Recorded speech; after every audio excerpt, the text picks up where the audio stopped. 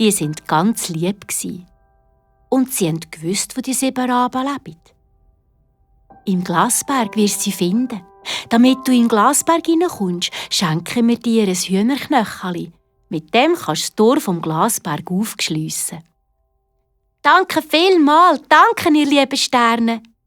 Das Mädchen hat das Hühnerknöcheli ins Nastuch gewickelt und ist weitergegangen.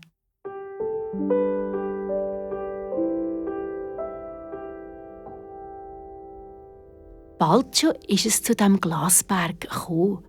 Wo es vor dem Tor gestanden ist und das Knöchel vornehmen wollte, ist es einfach nicht mehr rum.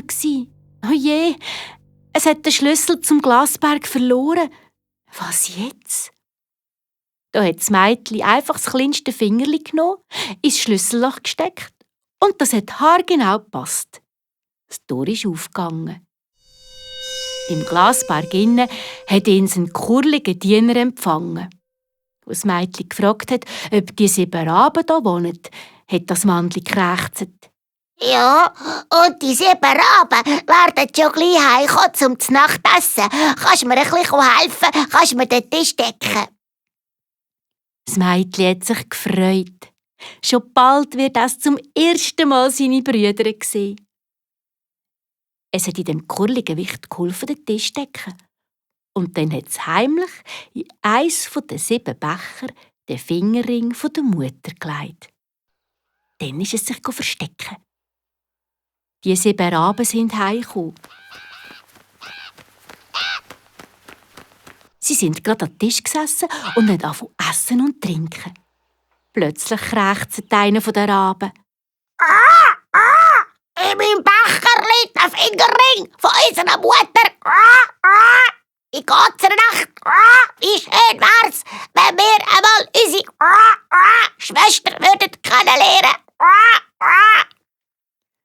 Als das Mädchen das gehört hat, ist es aus seinem Versteck vorgekumpelt und in dem Moment sind die 7 Raben wieder Menschen geworden.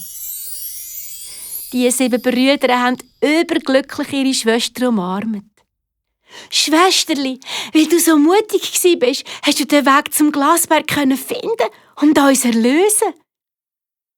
Ja, und das kurlige Mandli? Hat sich das auch gefreut? Nein.